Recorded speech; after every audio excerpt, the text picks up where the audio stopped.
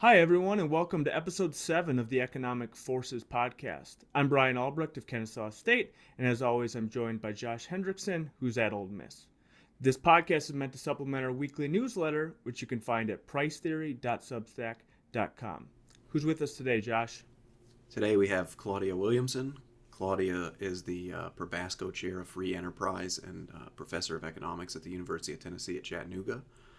Her research is on political economy and economic development and the role of institutions and things like that. And so we kind of want to talk to her today about, touch on each of those things. And but before we do that, like we usually just kind of start out by talking a little bit about your background. So maybe you could tell us a little bit about how you got interested in economics in general, and then you went to West Virginia. So, how was your experience there, and how did that kind of shape your work going forward? Well, thank you for the invitation. I'm very happy to join and discuss ideas and just to talk about, how I got here is always, I think, interesting and fascinating. So I'm really glad that you asked that. So I'm from West Virginia, and I grew up on the Ohio River. So it's kind of an interesting, I think, comparison because growing up right on a state border, you can see the differences visually, and you feel that impact of differences across state policy. And of course, I didn't understand that that's what was largely contributing to a large difference in income or just access to grocery stores. As a kid growing up in West Virginia, we always had to drive across the Ohio River to Ohio to shop. And so I think that planted a natural seed of curiosity for me, just wandering around like, why do we have to do this? And, what's wrong with West Virginia? Like, I love West Virginia, but where's the economic development growth that we can see happening literally across the river that's not happening in our own beautiful state? So I think that was a lot of my shaping my curiosity, my thinking, questions I had about the world that we lived in. But I didn't know that economics was a discipline. And so we didn't have an econ in high school. And I was kind of, business minded. I thought maybe I would eventually go to law school. So I really wasn't sure. My sister was the first to ever go to college on the other side of our family. So we're first generation college students, and Marshall was the closest university. And so that's where she went to college. She's 3 years older than me. And so that's where I went. So there wasn't a lot of counseling or advising in terms of all of these options. So in a lot of ways, I feel extremely lucky and fortunate because I didn't have a plan. And the way that things ended up happening, now I look back on it and I just feel extremely grateful. And so I got to Marshall, I took my first econ class, and I was like, this is awesome. Whoa, this is like a thing. I already think this way and I can study it. And so that was really how I thought about what I was going to do with the rest of my life. Was I was going to be a student of economics. I didn't think about necessarily a career. I knew within taking that first class, my first semester of micro, I wanted my PhD. I told my professor that, and now I understand the look on his face, because that is not the normal reaction. He did give me good advice. He said, go to the math department, which I thought was strange advice at the time. But now I understand why he said that. So I did. I didn't even question it. I was like, okay, I'm an econ major and basically a math major as well. Okay, I guess that's going to be necessary. And it was.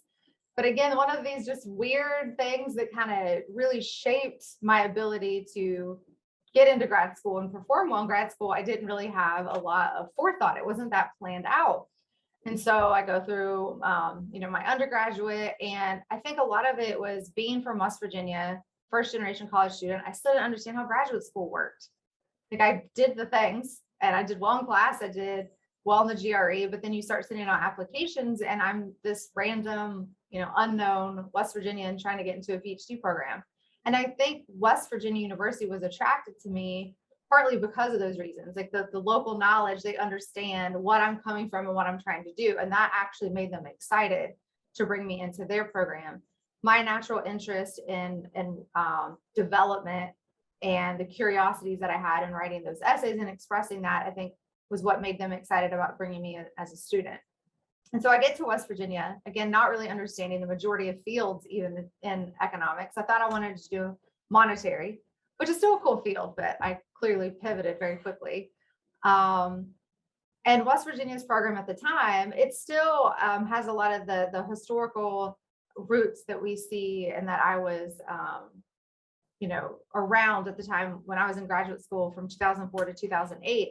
And that there was a lot of focus on applied micro, public choice economics, and political economy. And a lot of that was spearheaded by Russ Sobel.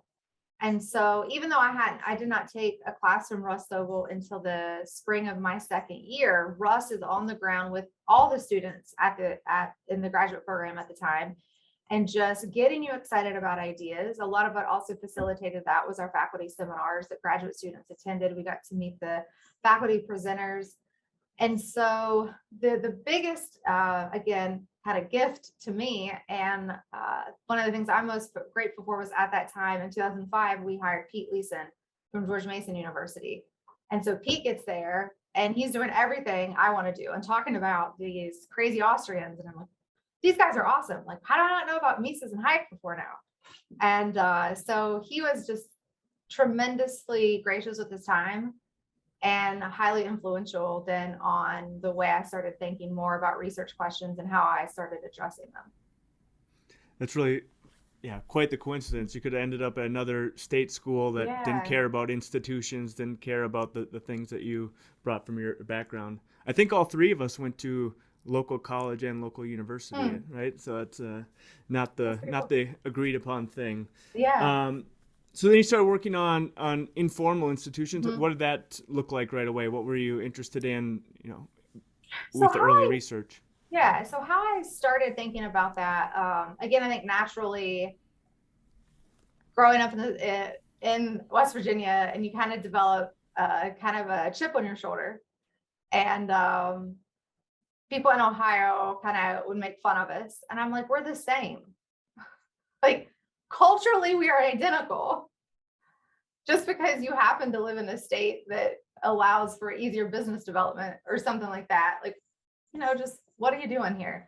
And so then it's like, well, how much does, these kind of formal rules that, again, I think do explain a lot of the differences across state boundaries, across countries, but culture does matter. And then how does that impact? Could that explain the adoption of formal rules? Or is it the other way that once you have, strong property rights, how does that influence trust, for example? And one area of application that I read early on in my graduate studies was Hernando de Soto's work, The Other Path, and then The Mystery of Capital. So de Soto's work in The Other Path to me was highly fascinating because what he starts uncovering are all of these informal mechanisms that individuals and communities in Peru figure out how to secure property rights. And it was in depth and like super creative and entrepreneurial, things you just never would from an outside perspective ever dream up. And it functioned. But then in the second book, The Mystery of Capital, his argument was in order for Peru to not be stuck in kind of a middle income country, you've got to be able to scale up. And you can't scale up without better formal institutions. So that really started influencing just overall my research and trying to address those fundamental questions between formal and informal institutions. And again, informal institutions can range from just kind of hardcore ingrained cultural norms or even religious beliefs or what we would call social capital. And so within that, you still have a large space in terms of which avenues you go down. It's really, a lot of different causal mechanisms that you can start to think through, informal causing formal and property rights, the other way around, how those, which way are they going? What do you kind of see as, obviously it'll differ by time and place, but what do you kind of see as the connection of broadly in development? What's the first step that leads to the next step, in general? It goes hand in hand with just trying to understand property rights and contract enforcement. And again, I did some field work in Peru. I'm largely motivated by my initial interest from De Soto. And we could see on the ground their means of being able to secure property, but they also were highly aware that at any given point in time, the government could come in and extrapolate anything and expropriate anything that they wanted. And so it became a little bit of okay, this is a lot harder than than maybe an outsider or Westerners really understand unless you have some sort of, or just an experience with somebody that's trying to start a chicken business, and his biggest fear isn't his neighbor, it's the government. And so that to me is the like broad sweeping connection between where we see places that are stuck in poverty is it's usually individuals are able to rely on what we would call self-governing mechanisms to, at least up to a certain point, secure property and enforce contracts. It's that the government actually interferes not only with that, but they are an expropriator of property, and including, businesses. So that oftentimes what you'll see is local entrepreneurs will start a business and then the government will literally come in and bulldoze it over. And so we've got to have a better understanding of how to stop that from happening before we really can even translate and think about scaling up these informal means to really contribute to economic growth and development. Well, I think on that point, that kind of gets to something like, so in a previous conversation, like Brian mentioned this, that like somebody asked Dempsets like what he does. And he said, I just look at everything that everybody else is taking as given. And then I just try to figure out like, like how that stuff came about. And I think when you think about sort of like these formal and informal institutions, and you think about like these issues of property rights, like you're talking about, I think that like in a lot of ways, like when people talk about institutions, they're sort of talking about institutions in a very sort of like causal way. Like, I mean, I always tell, like when I talk with my students about economic growth, for example, if you start with like a solo model or something, right, then you're like, oh, well, what causes economic growth? Well, it's just, we get better at producing stuff, right? We produce more stuff with fewer resources. But then that just poses a question of like, well, why doesn't everybody just do that? And then you say, oh, well, it's institutions.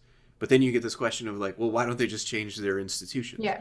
And so I think like a lot of what you're getting at too, is that a lot of times this stuff is kind of going on in the background. But in fact, like these are actually sometimes some of the most fundamental, things to just exchange, period. Right. And so I think,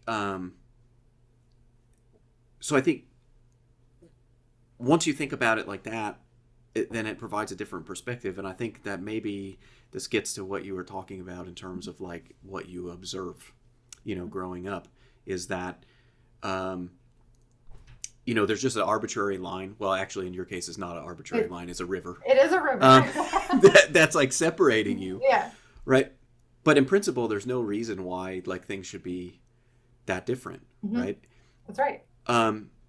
But then, so when we think about these institutions, I guess like one of the things is like, you've looked at sort of institutions like in a traditional sense, but you also looked at like informal institutions.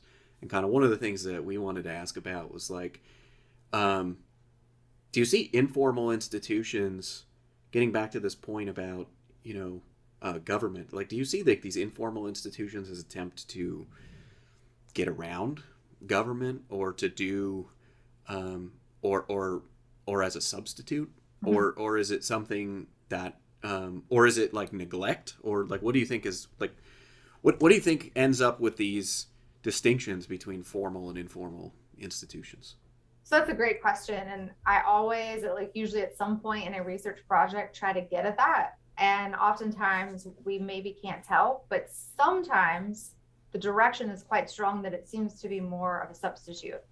So we think of them either as substitutes or complement. So it makes sense. And I think in a Doug North type story, he often focused on formal and informal complementing. And that makes theoretical sense. Why you actually, in order to get the biggest bang for your buck, you want them to go hand in hand. You want culture to be aligned with the formal institutions in order for both to kind of function properly, and then also to reduce transactions costs. So in a very traditional institutional Northian framework, institutions are reducing transactions costs. If you got both formal and informal aligned, it's going to further reduce transactions cost.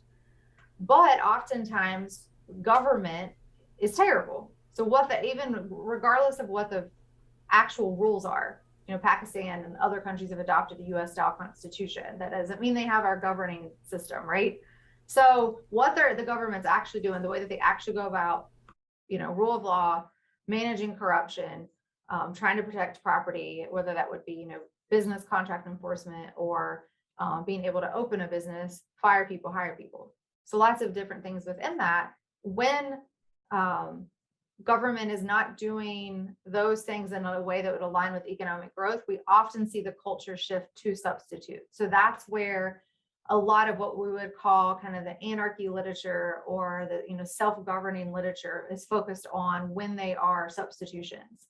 And that's fascinating throughout history, and even in our current world that we live in, we see ample examples of when either government's absent or they're in the way, that the informal institutions are workarounds. I wonder if you could talk. I know we have a lot of students, a lot of PhD students that read and listen to us. I wonder if you could talk a little bit about how you make that operational. So you talked about that you did some work on Peru, but more generally, how do you?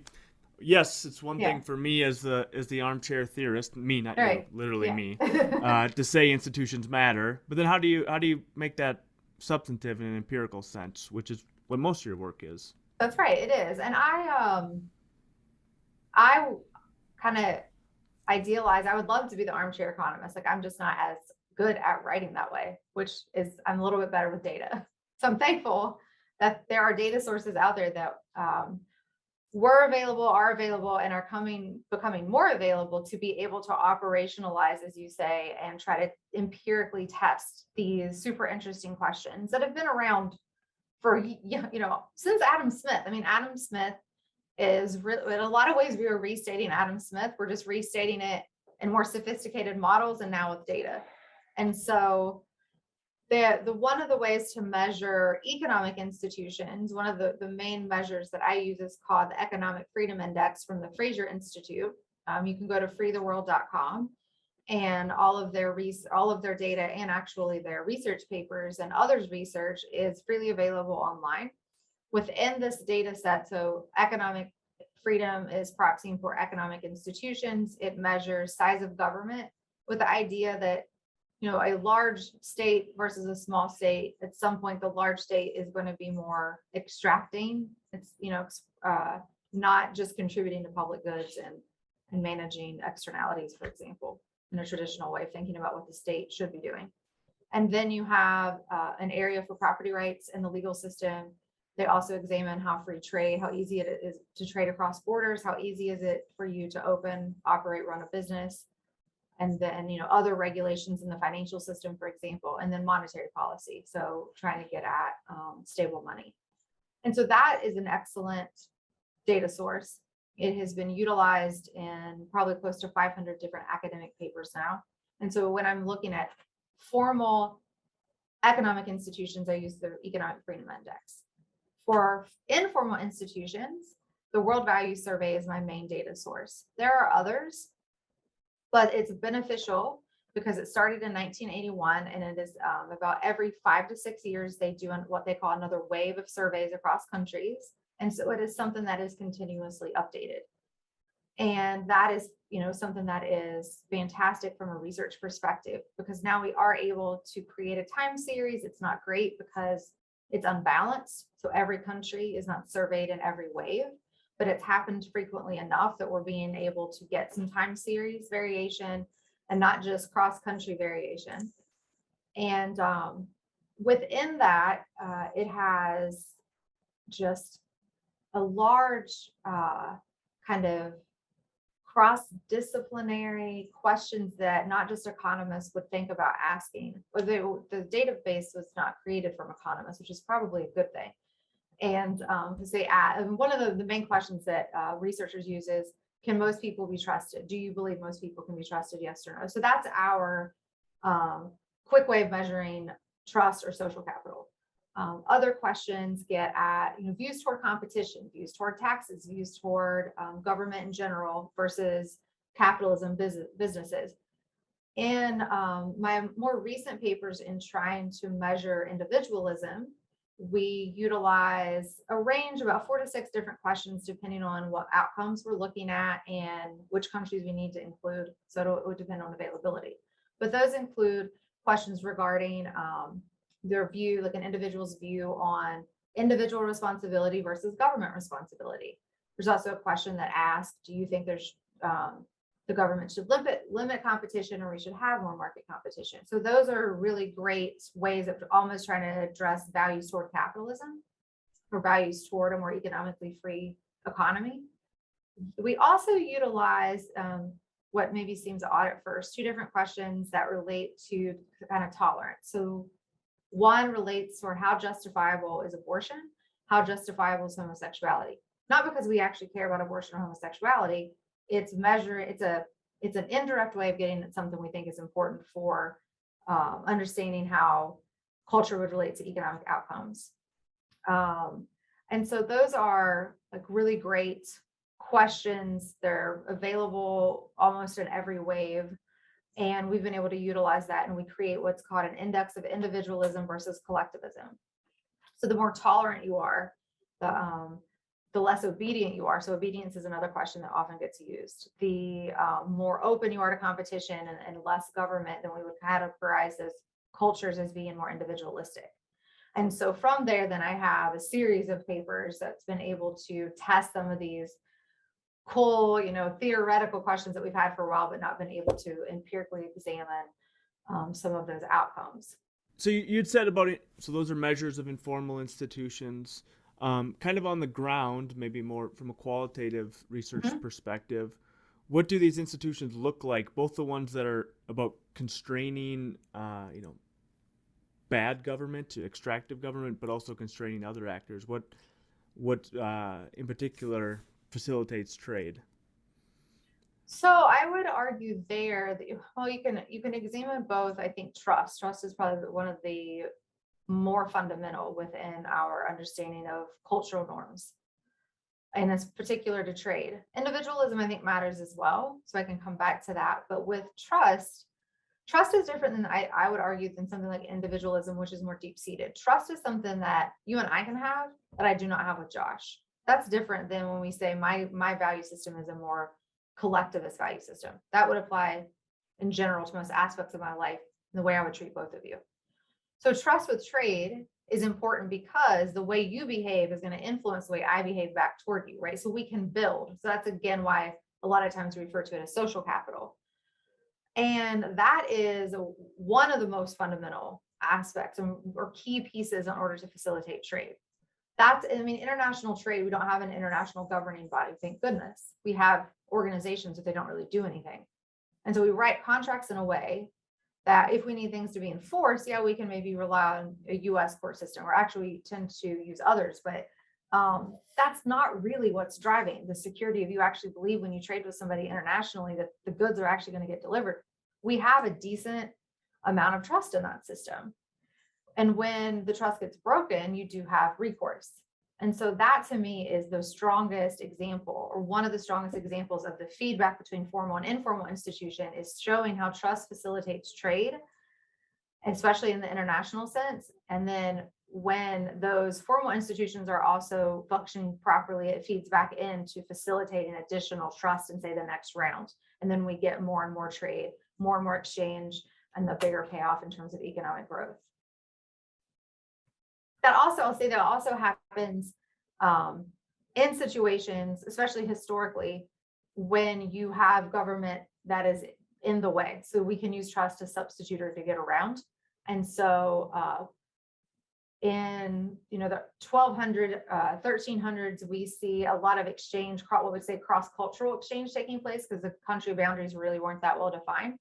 And so they couldn't rely on a government because you're trading across multiple regions. The way that took place, if there was a breach of contract, is that the individuals within what's called a law merchant had developed their own court system and their own ways of enforcing it. They had mechanisms on the ground. They had boots on the ground that would say, all right, we've got a situation. We know we're going to draw in a little jury pool. We're going to have a judge, a ruling, and they're incentivized to go along with it because of repeated dealings, because of repeated trade activities. So even if you thought you weren't wrong and the ruling goes against you, you would lose out tremendously by trying to buck that ruling, because then basically you just lost your livelihood. You need to be able to trade with these people again. And so that is fascinating to read from a historical perspective. And that is largely based on some element of trust, at least initially, but then how the trust evolved through repeated interactions. That shares a lot with our last discussion with Josh Wright. We brought up Ben Klein's work, and a contract, things go wrong if a contract has to go to court. 99% of the time you want not to go to court. Right. Everything's going to go smoother. See it develop that way. One of the things that I wanted to ask you is, we write a lot in our newsletter about sort of UCLA style economics. And so I view that as kind of like focusing on the actual process of exchange and focusing on transaction costs and things like that. And then you're talking a lot about institutions, and you brought up Doug North. And Doug North, I think, sees himself doing something very different from sort of neoclassical economics. But to me, I see this weird thing, right? So he's doing this kind of institutions, transaction costs type stuff, and he sees himself as doing something very different than like neoclassical economics. The UCLA people, they're doing institutions and transaction costs. They see themselves as extending sort of neoclassical economics. And so I kind of wonder, like, where you see, where do you see this in this context, right? Like, are we just, when we do like stuff on institutions and we think about these formal and informal rules and things like that, like, are we still doing like, are we still doing price theory, or are we doing something different, or maybe did I just completely miss the point of what North is trying to say? I think that's an excellent question. I do not think you missed the point at all. I have probably a somewhat maybe different / odd interpretation. So we're definitely doing price theory. Everything's price theory. If we're not doing price theory, we're not economists. Like, I don't know what else we're doing, but that's, again, my quick answer. But where I think someone like North pushes back on saying he's not neoclassical, or his work is not, there's truth to that in the sense of when he starts writing and where the literature was. And so one way in which I like the way like he actually phrased it, and you touched on this a little bit ago, is when we were teaching growth and development, we would focus on gains from trade, which is true, entrepreneurship, which is true, and investment in physical and human capital. Yep, there's all those things matter. But his point was, that's not a cause of growth. Those are growth. That is growth. That is what we need, and like the outcome is that. So his pushback is, okay, what determines the ability to realize gains from trade? What determines entrepreneurship? When people are more entrepreneurial in a productive sense, not in an unproductive sense, to say rent seek from the government. What determines investment? We see massive differences in investment rates across countries. Something else is driving that. So then we get the kind of the institutional revolution with North. In that sense, then he wasn't neoclassical, but I would rephrase that and say he wasn't mainstream. He was not mainstream. Hayek was not mainstream. So this is where, if anyone's familiar with Pete Boettke's work, he has a Living Economics as a book, which he really popularized this by saying we've got the main line, which is those who have followed Adam Smith. That doesn't change. And I would put, North, the Austrians in that camp. I put the institutionalists following North, Coast, the UCLA style in that camp. And that doesn't really deviate. There's maybe differences in trends and what types of questions maybe you focus on. And then we've got the mainstream. And the mainstream maybe at times is interested in what the main line's doing, and those converge. But the mainstream at times is using maybe much different focus in terms of either the questions they ask or the way that they go about trying to address them. A good example of that would be mathematizing econ. So that became much more mainstream, not necessarily mainline. However, mainline economists now do use all the tools available to them. Why not? Why would we not? And so I think that's in my mind, that's how I kind of explain what seems to be that we've got a bunch of different camps or fields of thought that don't really make sense. Do they go together? And it's like, yeah, I think it really does go together when you're kind of following in that, property rights, Adam Smithian view of the world, building from, Hayek and Mises in terms of we need prices because of the discovery benefit, because of how it creates economic calculation that we otherwise cannot do unless we have property rights. So therefore, socialism is impossible. We cannot economically calculate. Without economic calculation, you don't get profit loss, you don't get innovation.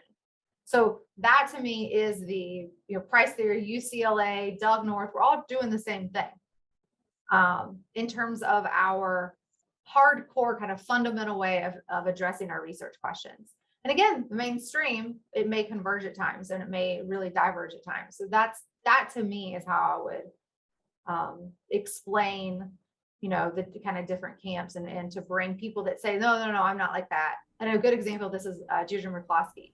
She's like, no, Doug, it's not institutions. And it's like, you just define institutions differently. It's like, we're all talking about the same thing. And we're all in the mainline world, in my mind.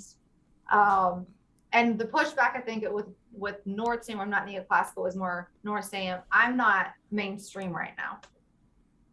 So where's that? Yeah, that's very different. I read stuff about, like, say, Hayek and statistics talking against 1980s or 1940s statistics, very different thing. So right. North arguing against neoclassical in 1970 is very different than North arguing in, say, 2000 or 2020. So where are we now? Where's the divergence? I mean, after all, what the most cited economist is Acemoglu. He talks about institutions. Is that mainstream now? Where's the profession? It is more mainstream than it's ever been. One of the issues in my mind when I personally get pushback, or my colleagues that work in this space, is more about it's not fancy enough in terms of technique. So I think we're more technicians in a way.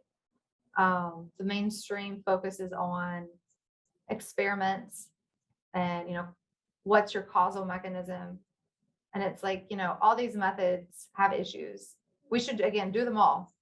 That's the only way. Once we're kind of applying history, stats, all the fancy math models, on the ground field research and experiments, and it all points in the same direction, then we know we're really onto something. So that's, my overarching push is don't put down one particular method because it has problems. They all have problems. So RCTs in development, for example, that's with Duflo, Banerjee and Duflo winning and Kramer winning the Nobel Prize. That did kind of put the cherry on top of what development economists already knew, is that it's going to be extremely difficult to get published in a top journal, regardless of your topic, if you don't look more like that. And that to me is where the mainstream development economics is, the RCTs, field experiments, things like that, which is cool. But that to me is mainstream. They do address questions I am interested in related to institutions. So that is where I think we're overly focused on the technique and less about fun, highly relevant life and death research questions.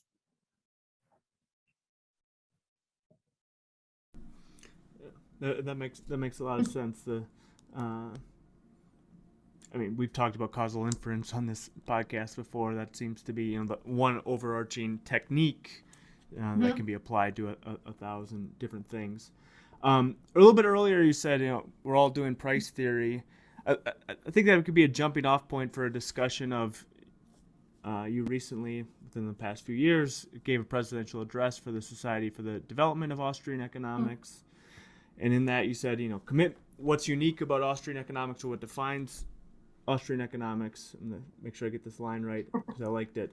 Commitment to stressing economic logic and the consistent application of this logic to real world phenomenon that make us uniquely Austrian.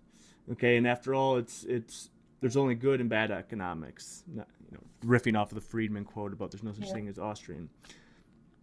What else is there? I'm sympathetic to that, but you still need to kind of stand and contrast. What else is going on if it's not?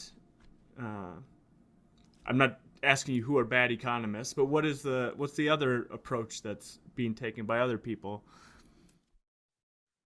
I think oftentimes we forget our principles. Like go back and either teach or take a principles class. Um, Opportunity cost, value is subjective, people are rational. We at times as economists, I think within the profession, fail to carry that through. And it can be interesting to highlight when um, potentially, it seems as if actors aren't acting as rational as what we would expect. So one example of that from public choice literature. So Gordon Tullock thinks there's too much voting. Then to him, they're not being rational. So then that just is like opens up a whole research area. But we don't say, oh, people aren't rational anymore, even though economists do say that. So to me, Austrians stick to their guns. And when they butt up against something that's puzzling, it's not, oh, people aren't that rational. It's no, people are. And now let's look at their incentives. What else is going on? What else do they care about? So we're not robots. Like, this is where I love McCloskey, is that we care about tons of different things. Apparently, a lot of people care about voting. And so Tulloch's like, that's weird. I don't. But okay, that can explain why so many people vote. And I love that because it's like people are still rational. What enters into their utility function is something different than what maybe super hyper rational economists doing the research wouldn't have expected. But then you don't deviate from those core assumptions because you couldn't immediately explain it. So I think that's one aspect of it, at least in my kind of training I spent a year at GMU when I was finishing my dissertation. And that was the more unique theme that I kind of saw, was this commitment to our kind of core principles and assumptions, and seeing how far that carries through to explain real world phenomenon. And price theory is a huge part of that, in terms of, when prices adjust, people adjust their behavior. Again, we are in a weird situation as economists right now with everything that's going on in the world. And at times, even I think within our own discipline, the puzzles that are being presented, such as, why didn't the labor force recover as quickly? Well, they're still receiving unemployment benefits. Like that still matters. There's again, other things going on, but that kind of, basic explanation that we give our principal students still holds. And yes, the world is complicated, but our model, our key kind of framework still goes pretty far in explaining these, real issues that are brought up in the news that still people seem puzzled by. And I would argue, and of course I am extremely biased, that at least Austrian training, or the Austrian way of approaching research, even if people call themselves an Austrian or not, to me is irrelevant. But if you've been trained to think that way, you carry the logic through.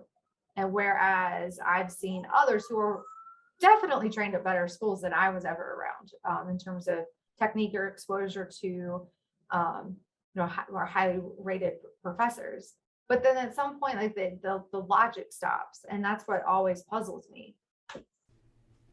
So often people kind of look at people behaving in ways that they don't understand, and then, or they are behaving in a particular way, and like there's some kind of outcome that they think could be improved.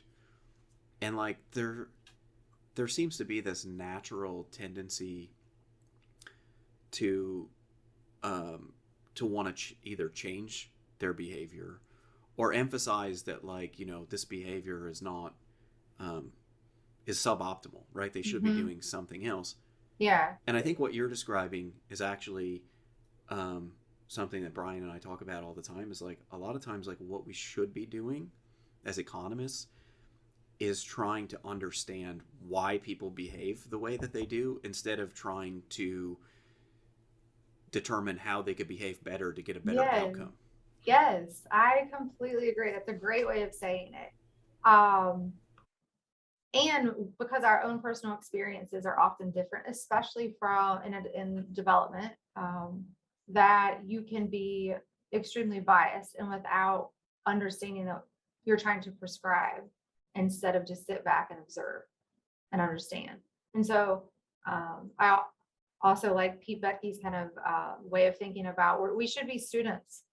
We should always be students of economics, students within our own research. Like, let that teach you instead of more of the savior, is what he would call it. And we see a lot of economists, good-hearted, right? Good intentions, but they're trying to put on the savior hat because they see so many problems in the world. And we are trained and we have tools that can give us kind of a leg up in trying to understand how things could be improved, but we can't do it through a savior mentality or savior role. You've got to understand why people are making the choices that they make. And then if it is a policy that at the stroke of a pen can be deleted, then let's go for it, right? So free trade is a great example. That's just artificial barriers. Sometimes the barriers aren't artificial, or it's not immediately obvious. A good example of this, I think, is informal economics from Banerjee and Duflo. And they were talking to a woman who owned a small business, and they were trying, she, didn't have as much items on the shelf compared to the number of people that kept coming into the store. So it was somewhat like a shortage. They were giving her microloans and trying to really help her expand the business. And she kept pushing back. She's like, I don't want this. I'm good. Like this size, good for me. And they dug a little deeper. And she was older and she had a son. And her dream for him was not to run this business and expand it and grow it, but it was to go work for the government agency. That's the goal. So to her, why be more entrepreneurial? Like that's not good. I do this out of desperation. And so that's a really interesting way. Her view of what would be successful for her son was to be a bureaucrat, not to be an entrepreneur. And so it's like, oh yeah, like that explains people's choices and behavior. And that's not easy to fix. And just having that understanding and ability to step back and go, oh, let that teach me, we're going to be better. We're going to be better off for it. Yeah. Another piece you stress in that presidential address is the idea that value is subjective, right? Which is important to say, especially when we're thinking of cross-culturally.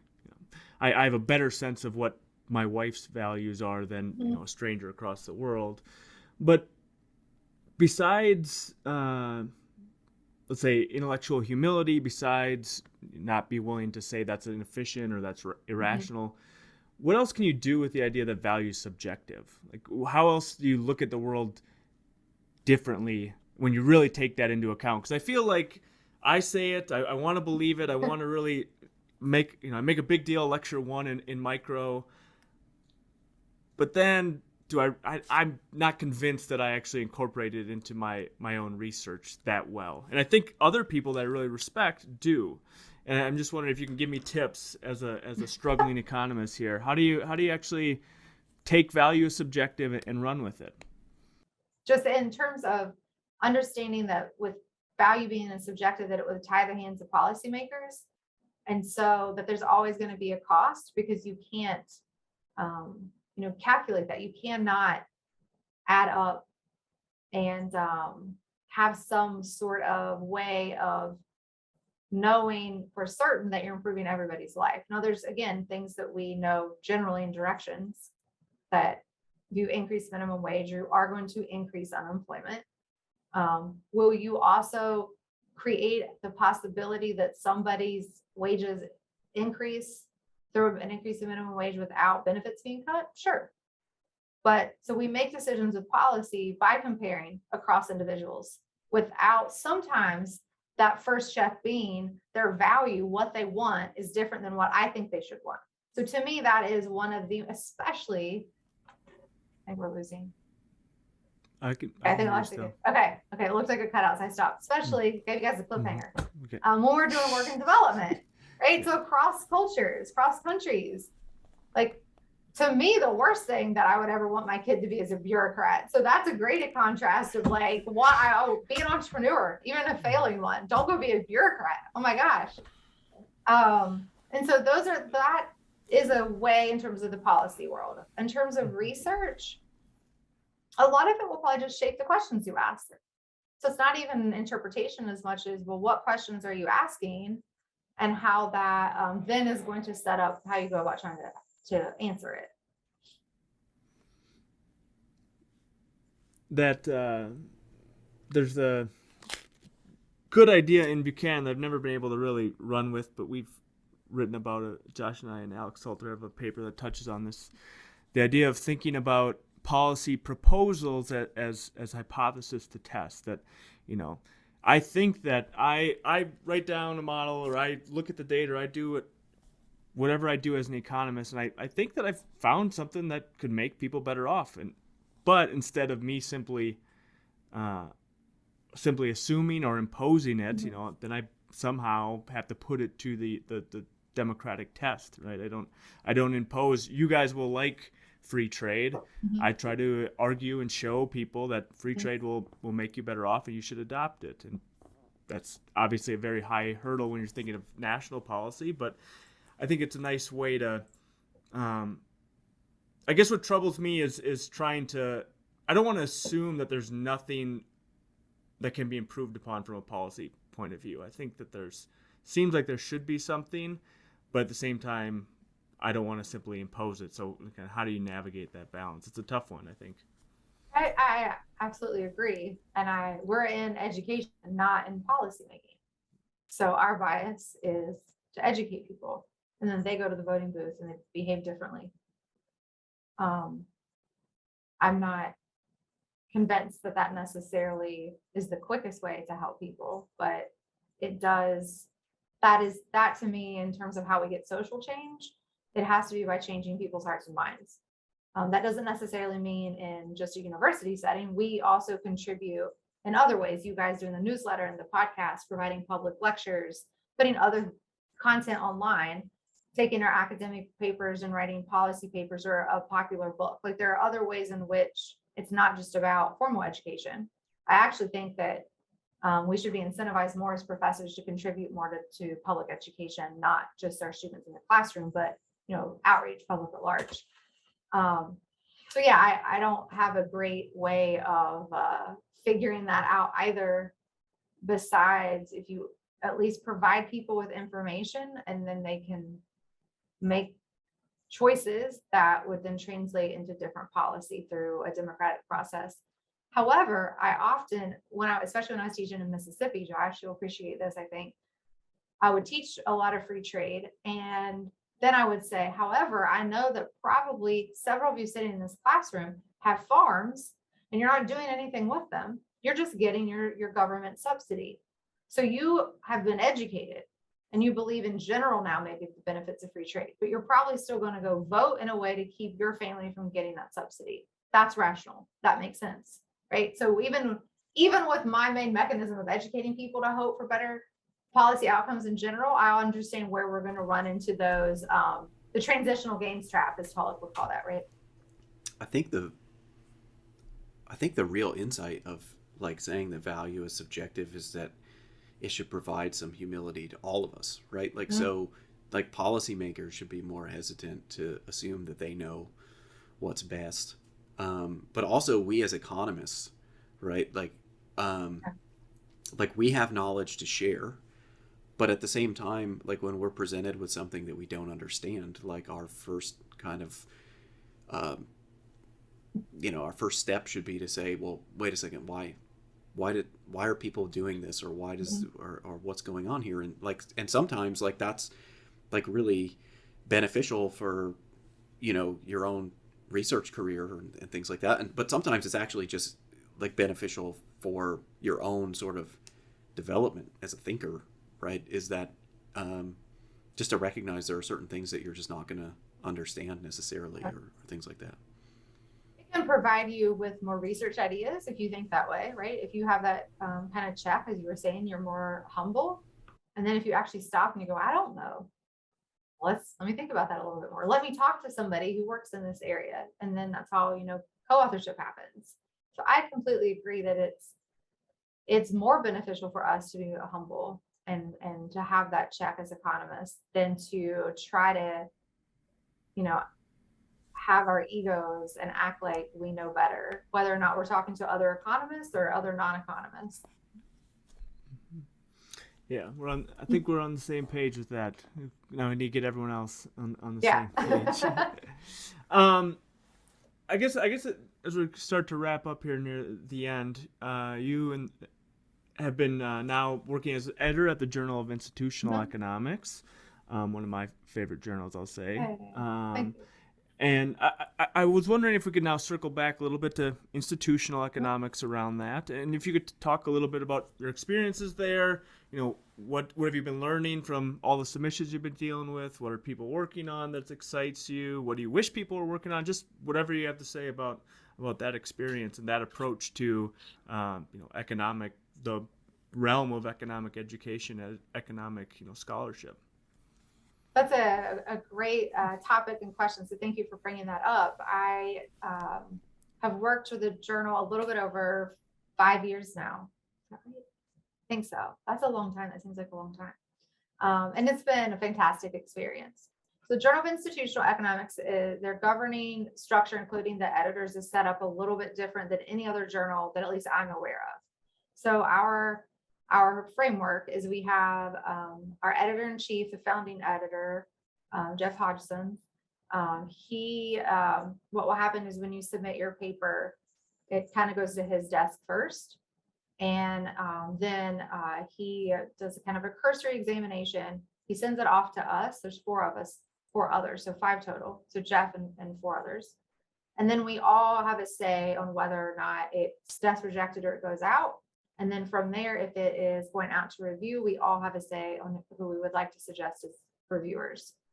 Now, naturally, it tends to happen that if it's an area that's in a paper that's in an area of someone else's kind of specialty, then I don't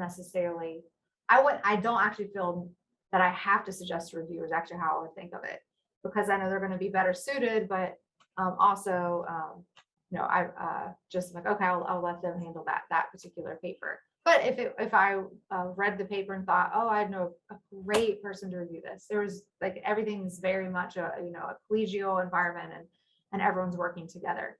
And then once the reviews come in, it's the same process in terms of all 5 of us have a vote and a say. And we, can go back and forth. Usually it's honestly one of the things that's more surprising, it's usually pretty clear. Like sometimes every once in a while, maybe 1 out of every 20 submissions, we get the reviewers are split and we're kind of split and we've got to toss it around back and forth. Mostly it's very clear. And that's nice. The other thing, which again, we're getting a different subset of papers and a different subset of reviewers, but the reviewers are pretty nice. Like they're pretty collegial. And that's like not my experience whenever I get my reviews back. So like, well, that's good. At least I think Jeff has set up a culture within the journal to not behave a certain way. You can be nice, you can be critical, but you can also say it in a way that's just not you trying to be mean. So that was something that was also surprising and welcomed. The other thing I would say that I have loved in watching him, again, run it from the editor-in-chief perspective is usually the papers get desk rejected when they're not about institutions. And I like that he's sticking to it, right? That is the point of the journal. And we've got some really great papers come in that probably if we would have published it would get a lot of citations.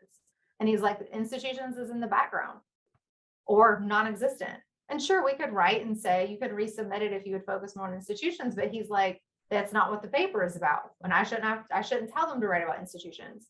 And so that's usually when we desk reject, if it's not about the mission of the journal, which is, I think, fantastic. And again, you don't often or always see that, or the missions of journals maybe aren't as clear as ours. And then Jeff has done a great job of just getting people to submit really interesting work. He's open to all perspectives, all technique. So it can be purely historical, can be mathematical, completely empirical, purely conceptual or theoretical. Like it is I don't see a bias from the other editors or myself in that perspective. And the topics have ranged. So again, the focus is on institutions, but as we were talking earlier, it can be across any topic. So we draw a lot of readership because of that, because of the way I think he's really set it up and kept us and kind of trained us to work and run it that way. Yeah, that's really, it's cool to have it still connected so strongly to institutions. We all know journals that won't name any names. We have journals that, have names that don't really have much to do with that anymore. JP, no. That's really interesting. Within institutional economics, so we've talked a lot about development, but what are other big areas that institutions you see them as being kind of crucial to the discussion? Well, I mean, it underpins so many things, but kind of a lot of current submissions now are on macro topics. So things that, right, are a little bit more mainstream, popular because of the world we're living in. So we see researchers trying to apply what was more of a micro foundational framework for research being applied to the macro space. And I think both of you, within your guys' research and work, that is partly what you are doing. And so I think that that's really exciting and fun to see how far that's going to push our kind of traditional macro models, how we maybe teach graduate classes and then we'll teach undergraduate classes within macro a little bit differently by incorporating an institutional foundation. Within that, it would include addressing incorporating more of the political institutional environment.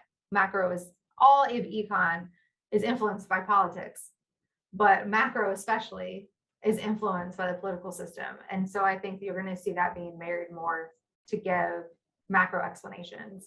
You'll see more from a political economy of the institutional environment type of research.